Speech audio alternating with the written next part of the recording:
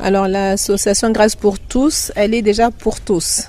Donc dans tous, il y a aussi la femme qui est inclue dedans.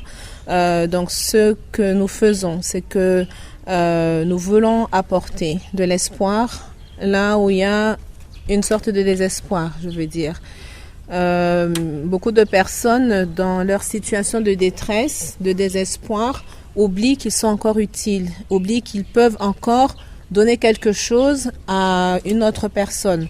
Notre association veut tout simplement que la personne qui est dans le désespoir le plus profond, au lieu de rester dans un état de déprime sous son drap ou qu'elle est enfermée, elle peut prendre de ce temps-là pour être utile à quelque chose. Par exemple, aller visiter les personnes dans les hôpitaux, par exemple, aider la femme qui est au bout de sa rue, qui n'arrive pas peut-être à aller puiser de l'eau, ou voilà, c'est vraiment être utile dans son désespoir. Et on est parti, comme c'est une association chrétienne, on est parti sur l'histoire de Ruth. Ruth qui était une dame qui était dans le désespoir parce qu'elle était veuve. Mais elle avait sa belle-maman qui était aussi dans le désespoir parce qu'elle était veuve, mais en même temps elle avait perdu ses 2 fils.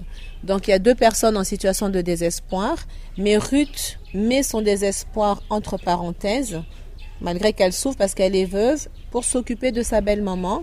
Et après, on voit qu'elle a beaucoup réussi. On parle d'elle jusqu'à aujourd'hui. Donc, c'est tout simplement pour dire aux personnes, quand vous êtes dans une situation de désespoir, la femme en particulier, parce que ça fait quelques jours que nous sommes à Kinshasa, partout où nous allons, on a visité une fondation il n'y a pas très longtemps, il y avait beaucoup d'hommes. Donc, la femme aussi a sa place au jour d'aujourd'hui. Donc, même si on fait souvent croire que la femme doit se taire, elle ne doit pas trop parler, il est temps aussi que la femme se lève.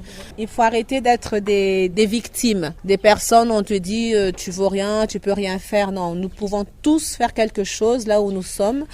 Et donc ici, il y a du désespoir à cause de la situation du pays, mais aussi en Europe, là où nous vivons, il y a aussi un certain désespoir parce que je suis personnellement infirmière.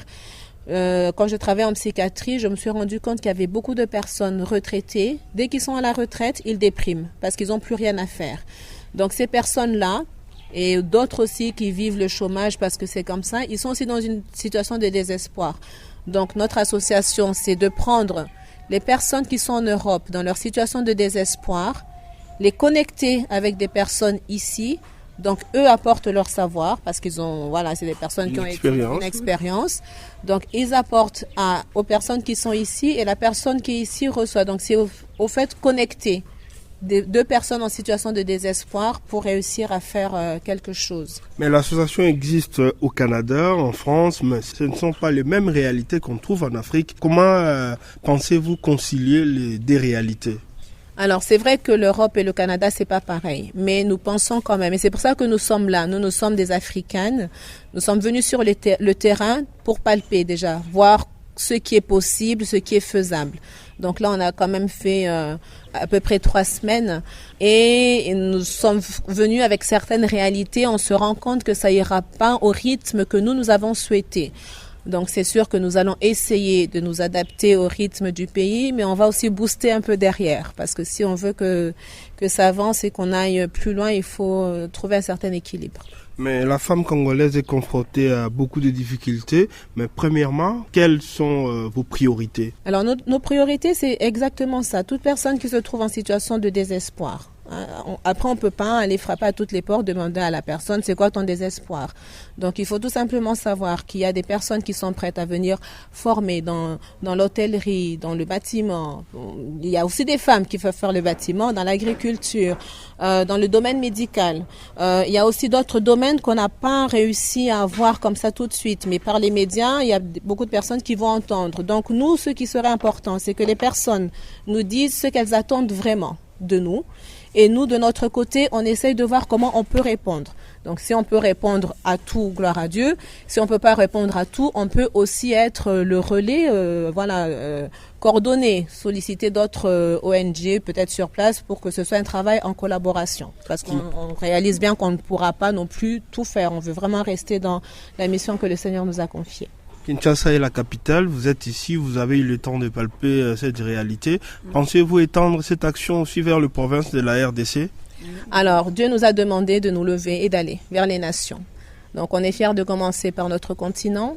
Ça nous fait beaucoup plaisir, mais on ira partout là où Dieu nous enverra. Donc, c'est vraiment sans limite, sans limite. Et on ira bien évidemment à l'intérieur du pays, au Kasaï occidental, partout où Dieu nous ouvrira une porte, nous irons.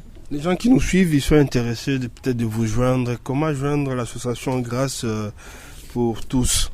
Alors vous allez, bien évidemment, on a une adresse mail, il y a aussi un téléphone en France, mais c'est mieux de passer par la boîte mail et on compte sur vous pour leur communiquer l'adresse. Ils peuvent passer par la radio et vous faites suivre leur mail, ça sera plus simple. Un message à l'endroit de cette femme qui a suivi votre message? Il faut y croire.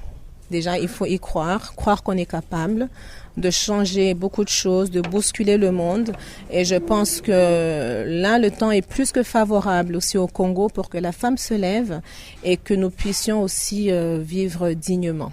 Voilà, pas toujours être ces personnes qui ont la main étendue en attendant que l'Europe nous amène, l'Amérique. Voilà, il faut aussi prouver qu'au Congo, on a beaucoup de richesses, on a beaucoup de valeurs et qu'on peut aussi s'en sortir avec les moyens que nous avons dans notre pays. Le Congo est un pays très, très, très riche qui n'est pas assez exploité et il est temps que chacun, une idée, des fois on a des idées, une idée qui peut paraître banale, il faut quand même la dire et voir comment de cette idée-là on peut faire quelque chose qui pourra nous permettre d'avancer, d'améliorer.